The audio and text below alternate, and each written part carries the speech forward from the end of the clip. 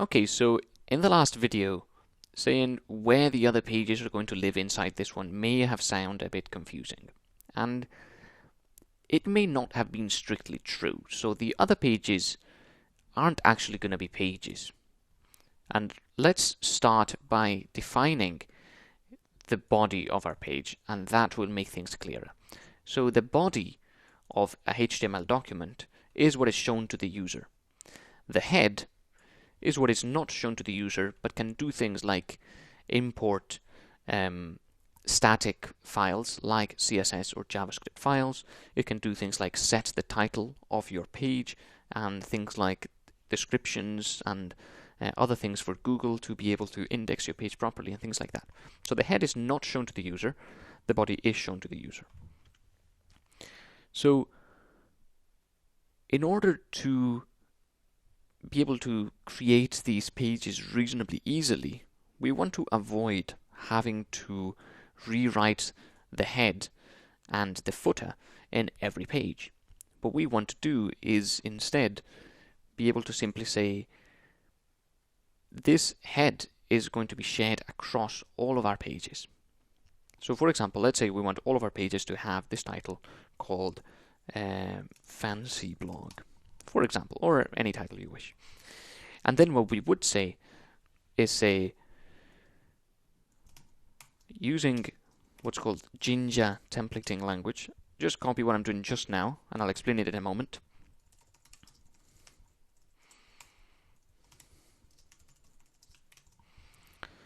We're going to say this. And this is not HTML, it is Jinja. And Jinja is a language that is used to simplify the creation of HTML, and Python, and in fact Flask, uses it for this purpose. So what this does is it says inside the body we're going to define a block, and this block is called content, and that's everything it's doing. It's defining a block of HTML code that will be going in this section once we have written it. So if we go into our templates and create a new HTML file and we call it something like login,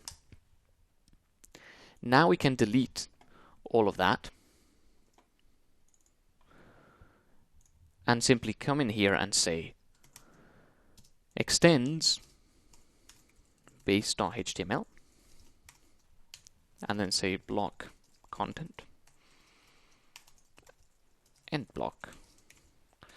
And here we can write whatever it is that the login page is going to display our users. So it would be something like a field for username and a field for password. So as you can see, this extends base.html simply places the content that we write in here inside this page, replacing this block here.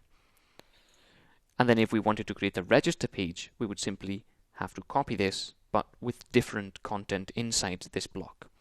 So it simplifies the process because we no longer need to have all of this in it. We simply have to have whatever content is interesting for our login page. So let's go ahead and create the login page. The first thing to do is define where the content is going to live. So if we want to create something that the user can interact with and fill in some details, we're going to need what's called a form. And a form is just that, is something that the user can fill in and then press a button for submit. And then we need an input. And the input is something that the user can interact with and write something to. It's things like text fields or password fields or checkboxes and things like that. And an input of type text is simply a text field.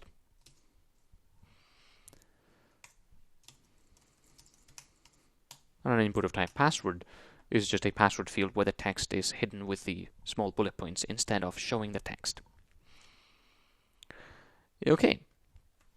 So as well as the type and the input, we need to be able to identify which of these is which. So we need to be able to know which one is the username and which one is the password. In order to do that, we're going to give one of these input fields an ID, an identifier. Sorry. Oh, that was not what I wanted to do. Instead of username, we're going to use email. and here we're going to use password. Okay. Now the user is going to be able to see these two input fields when they navigate to it in their browser. Now, there is one small caveat. This code here cannot be rendered by a browser, so a browser doesn't know what this code means. Python knows what this code means. So in order for our users to be able to essentially use this code, we need to not access this file directly, but instead give it to them with our Python code. So we have to create another one of these endpoints, and we have to do what's called rendering the template. If we do not do that and instead click one of these icons here, what we see is this. But we do have our two input fields here. This one is a text field, and that one's a password field. So in order to be able to use these codes, and for them to make sense, we have to render the template using Python. So let's do that. Go into your app.py, and instead of returning hello world here, what we're going to return is render template. And we are going to have to import this. And the template we want to render is login.html. Flask already knows that this template lives in a templates folder. Okay, so then we press play, and we can then go into Chrome and say 127.495, and notice how that code is now disappeared.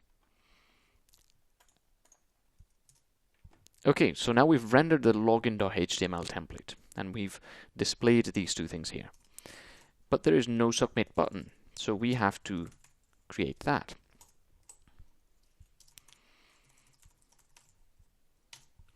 And this is how we would do that. So now go back into Chrome and refresh, and there we have our submit button there. And now the only thing we've done is really created another type of input of type submit and given it an identifier of submit button. And I do realize we're not going into much depth with HTML here. If you do find it a bit confusing, worry not, we will keep exploring it. I don't really want to bore you with this is how you make all of these different things in HTML, because you just don't need them just now.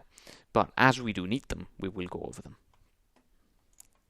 Okay, so by the way, if we go into Chrome, notice how the title is fancy blog up here, which is what we've defined. But the login page has no title defined. It is indeed extending it from the base.html page. Okay, so in the next couple of videos, we're going to be creating a few basic CSS files and adding them to our page, making sure that the login form looks a bit better. And then we're going to make sure that the login form actually does something. And we are going to also make the registration form. So I'll see you in the next couple of videos, and we're going to be able to add our users to the page and start interacting with them. So I'll see you there.